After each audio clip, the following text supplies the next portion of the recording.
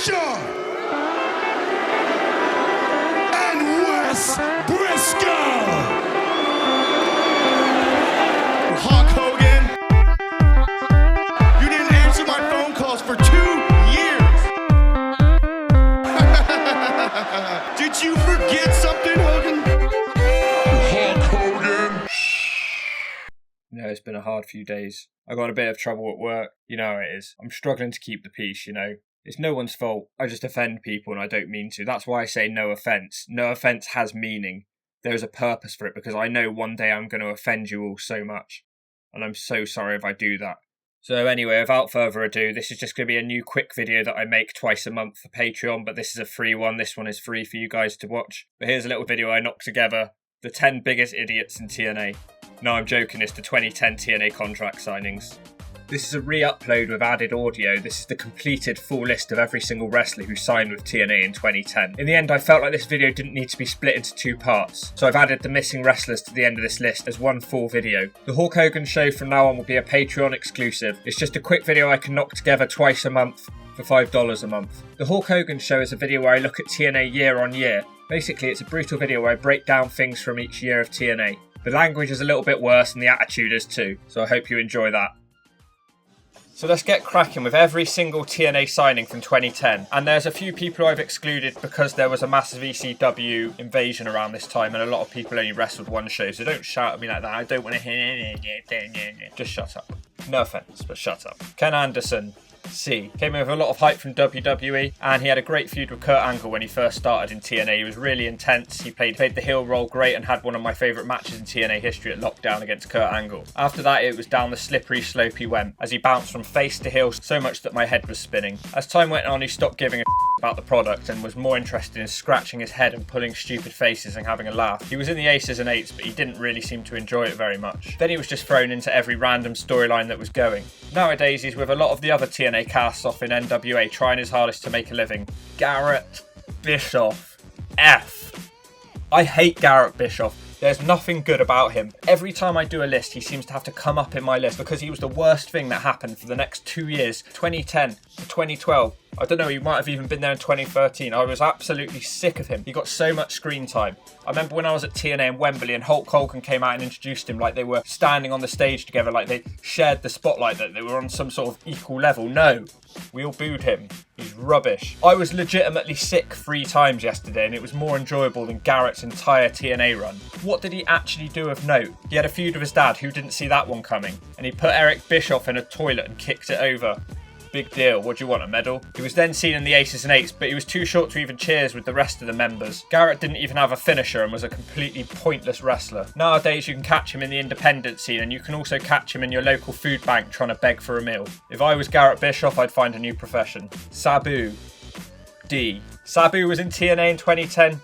Whatever, I guess it was part of the ECW reunion. I don't remember anything he did apart from he was pinned in a Lockdown match and he had to leave the company. He only wrestled a few matches and pointed to the sky a few times. What else is there to say about it? He was bold. Kid Cash. C. Kid Cash was a former X Division champion. So I guess when he signed for TNA, people didn't think it was that bad. He looked ancient when he was in TNA. He looked like a burnt packet of Walker's crisps that have been left in the back of your mum's cupboard for too many years. He wrestled as a bad guy. What a surprise. He had a few matches in the X Division. No one really remembers them. They weren't bad. They weren't good. Let's move on. Bubba the Love Sponge. A+. This fat summer signed for the company because he was Hulk Hogan's best friend and he came in as like an interviewer and he did absolutely nothing but standing around backstage. He then started being the private interviewer for the Wolfpack, who were another group nobody wanted in TNA at the time, so it's like they put all the rejects together. Bubba the Love Sponge is notably hated for his comments on Haiti and having problems with Awesome Kong that caused her to leave TNA. He also got punched out legitimately by Mick Foley backstage, which is probably the highlight of his TNA run. Nowadays, Bubba the Love Sponge can be found at your local McDonald's. Rosie Lottalove. F. I'd forgive you if you can't remember who Rosie Lottalove was. Rosie was a slightly heavier set girl who was trained by the Dudley Boys. She came into TNA in 2010. Well, so did everyone on this list, I don't know why I'm saying that. But she injured Daphne, that's what she's famous for. She injured everyone's favourite knockout, Daphne. She gave her a stinger. No relation to Steve Borden. It legitimately took her out of the company. She had like a couple of matches on TV, they were all shocking. It caused Daphne to have to sue TNA, and that dragged on for 2 years. Daphne claimed that TNA put her in an unsafe working environment. Wow, that's a high compliment for you, Rosie, lot of love. She did get better and she lost a lot of weight and she had some time in NXT. I don't care, I'm talking about TNA here. The Nature Boy, Ric Flair. B. I got no complaints over Ric Flair's TNA run. I thought it was hilarious and he put a lot of energy into everything he did. He was never boring, he had some memorable moments, and it was great to see him get iced with the Fortune members. It took me back to when I was a 13-year-old boy, downing TVXs and lemon, whatever they were called, WKDs behind the bus shelter. Nature Boy was a good signing by TNA, I don't care what anyone says. And who could forget his woo-off with Jay Lethal? Classic. The Sandman. I don't know. F? I barely remember him being there. I remember him even less than Sabu. He was part of the ECW reunion stuff, of course. He was fired after about 3 weeks for no showing an event. So what do you want me to say? He didn't turn up. He's not going to get a good rating, is he? Santana Garrett, D. Should have been a lot better, as I mentioned in my latest video. She was nice to look at, she wore leggings, but she spent time with the loser Samuel Shaw and she didn't win any matches, so it was kind of a waste of time. She's doing a lot better nowadays. She wrestled in TNA as Brittany. I've got nothing funny to say, there was nothing funny about it. Scott Hall. A. Everybody loved Scott Hall being back in TNA in 2010. I swear, all the internet message boards were so happy to see him back with the rest of the Wolfpack as well. Remember, he's the one in the ring who looks like Elvis. I'll never forget that now. That's been told to me every single episode that he's been on. For his masterful application of the Razor's Edge in 2010, where X-Pac had to help him get the wrestlers up every time. If anyone gets a chance, just look up Scott Hall and X-Pac in TNA backstage. There's some videos of them just chilling out backstage, not really giving a damn about who they're looking at. They're there just checking out the knockouts, not giving what's going on around them. They're just literally there just to get paid and not give a It's great. Look, his wrestling ability was not what he was there for at that point. He could still cut a fire promo and be damn entertaining on the microphone, so I guess that's what he was there for. Jeffrey Nero Hardy. C. I'm not going to go too hard on the druggie. He came into the company and turned heel after a few months, and everyone knows how that ended, Victory Road. I'm not going to need to go into that again. He also formed a short-lived stoner crew with RVD and his stoner friend. After he was sent home for the Victory Road incident, he came back towards the end of the year, and to be fair, everything he did afterwards in TNA was great. I've got no complaints, but I'm not quite sure what Will-O-the-Wisp or Will-O-the-Wasp actually was. But you can tell it came from Jeff Hardy and not Vince Russo, I'll tell you that much about it. Yeah, he had some great matches, and I've got no complaints about Jeff Hardy. Fair play. Jimmy Hart. F. He was manager of the Nasty Boys, and he only got brought in because Hulk Hogan was there. It's not really Jimmy Hart's fault, but by association with the Nasty Boys, I'm giving him an F. Mickie James. B. Yeah, you can tell she was taking it really seriously. She put on some really good matches. She then started a weird character where she was really happy and into everything that everyone did, but she was a heel. It was a really strange turn for her. She'd beat people and then she'd sit there smiling and shaking with happiness. Then she got pushed in front of a train and she's not been seen since. Orlando Jordan. F. Another wonderful signing from 2010. Orlando Jordan played a bisexual gimmick on TV, and everyone loved it. He feuded with Rob Terry. It was feud of the year. He had no good matches, and he won no belts. He made out with a life-size cutout of Rob Terry, and he squirted cream everywhere. He then formed a tag team with Eric Young. The joke was that they loved tag teaming, but Eric Young saw it in the sense of wrestling, and Orlando Jordan saw it in the sense of It was Orlando Jordan. What do you want me to say? It sucked. Toxin. F. Toxin? Who's Toxin? Oh, that girl with the mohawk. She could be part of the Oi Oi Oi guys from TNA nowadays. She'd fit in pretty well with them. I'm going to give her an F because she did absolutely nothing that I remember. Her actual name is Christina Von Airy. I remember now. She was part of Ink Inc., the faction that all had mohawks. There was Jesse Neal and Jeff Hardy's stoner friend and Christina Von Airy. They all had tattoos. So basically they put all the people who looked the same together. She was their tattoo artist. If I was Jesse Neal, I'd be looking to get a refund. She stuck around for a few matches, but then Jesse Neal was released and so was Toxin. Toxin's whole career was taken away for her just because Jesse Neal was fired. She must absolutely hate that fat mohawk spud. If I was her, I'd sharpen my mohawk into spikes and shove them into his eyes as revenge. Maybe it would help him wake up and realise that wrestling's not for him. Brian Kendrick. I wrote Brian Kendrick here. Brian Kendrick. He won the X Division title. He sucked. He stuck around for 2 years and it was just plain weird. I think that Tom guy put him in his latest video. Big up Tom. Hope you're not starving too badly, buddy. Sitting in your little room with your glasses on and your little acne and sitting in your little room with your little head, like doing your little pay-per-view reviews and sitting in your little room with your little glasses on. Should have gone to Specsavers, but never mind. Kendrick would sit around rocking in the corner and got involved in the ECW Invasion storyline. He feuded with Abyss for a while, that's all I remember. I'll give him a D. Tommy Dreamer, C. I think he had a good match with AJ Styles, like an I Quit match. That was about all I remember. He was obviously part of the ECW invasion, and Tommy's done quite a lot for TNA, so I'm not going to hate on him too much. I better move on before I make a mistake. Sorry, Tommy. Jerry Lynn, C. All he did was feud with RVD. What else was he going to do? He's not good with anything else. He can't do anything other than have matches with RVD. Everyone knows he sucks unless he's facing RVD. RVD is his best friend, and RVD is the only one he'll ever have a match with. Of course, he lost to RVD. No Job Rob refused to do the JOB to Jerry Lynn. I wonder how many times Jerry Lynn's actually beaten RVD. That would be a good stat for someone to look up. Let me know how many times Jerry Lynn's beaten RVD. Crimson, F. Yeah, Crimson had a great look, didn't he? That was about it though, wasn't it? He looked like a lankier version of Matt Morgan. He was meant to be Amazing Red's little brother. You get it? He's way bigger than Amazing Red. He stuck around for 3 years or so. He had a winning streak and he never got over. He was meant to be like Goldberg. Instead he looked like Chesney off Coronation Street. He used the same finisher as D'Lo Brown.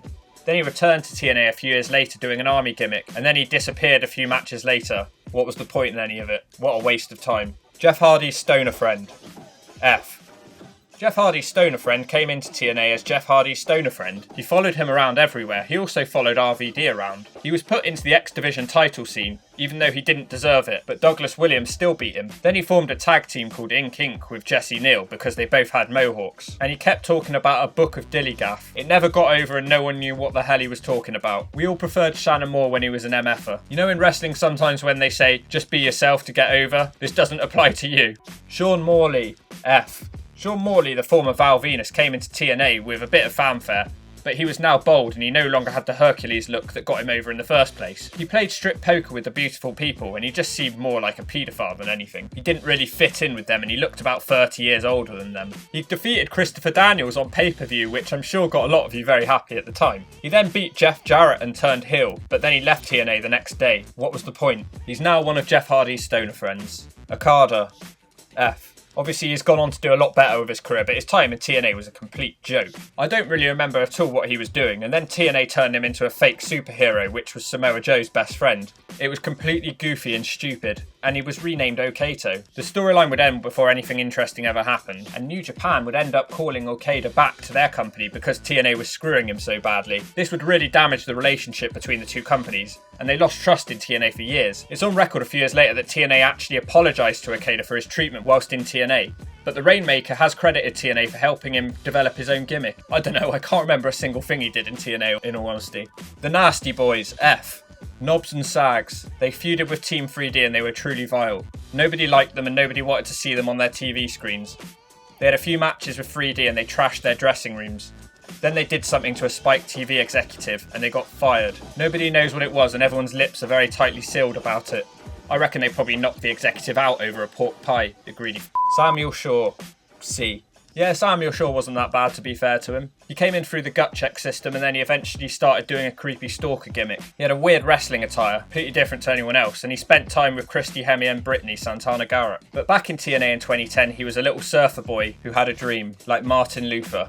No one could have foreseen how weird Shaw would turn out, let's be honest. Robbie E. I don't know, I really don't know about this one. I can't decide what to give him. On the one hand, he's absolutely shocking in the ring. He's annoying. He never had a good match. If someone could list a good Robbie E match in the comments section down below, I'd really appreciate that. But then he did things like The List, which I found quite entertaining, but they never made it to TNA TV. They were on a web show. Maybe it was because everyone he was associated with sucked, like Cookie and Rob Terry, and Jesse Sorensen to a lesser extent. I don't know. Robbie E was a tag team champion, an X Division champion, and a TV champion. C. Bob Van Dam. C. Yeah, another average performance here. He definitely wound it in a bit. He didn't really give a damn as much as he used to. But he did have some good matches, so I can't hate on him too much. But then he never really did anything memorable either, so I'm going to give him a middle-of-the-road performance, C. Gunner, B. Yeah, one of the best ones on the list, considering he was probably wrestling for peanuts. And before he wrestled for TNA, he was probably hanging around the local dogfights in his park trying to scrounge some flesh for his dinner. Times were hard for Gunner. He came into the company with his best friend Murphy. They were security guards. They were shocking at the time. They were Gunner and Murphy, but they got so much screen time. Every time someone needed security, it was Gunner and Murphy. Nobody understood what the point in these two guys were. Murphy obviously completely failed, but Gunner did okay in the end. Gunner had a much better look than Murphy, and he just looked like a complete nutcase. Considering Gunner's humble beginnings and his cheap wage, yes, he was a good signing for TNA, and he deserves every bit of happiness he gets in WWE. Cookie, F. Cookie, you say? Yeah, Cookie. She was the one who hung around with Robbie E. They did a Jersey Shore gimmick. Even Robbie E said in shoot interviews that he couldn't stand the girl.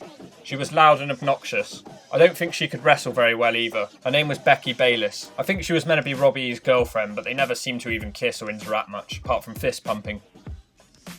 Waltman, D. Hear me out, alright, hear me out. Whenever Waltman was called on, he was always a decent wrestler, there is no doubting it. Yes, everybody hated seeing him get a TNA contract, and everybody hated seeing him hanging around backstage, looking like one of the 60-year-old dollies down your local pub that won't ever get a proper job. But you know, he is what he is. And that's all I can really say about Waltman, he is what he is. And this list is what it is.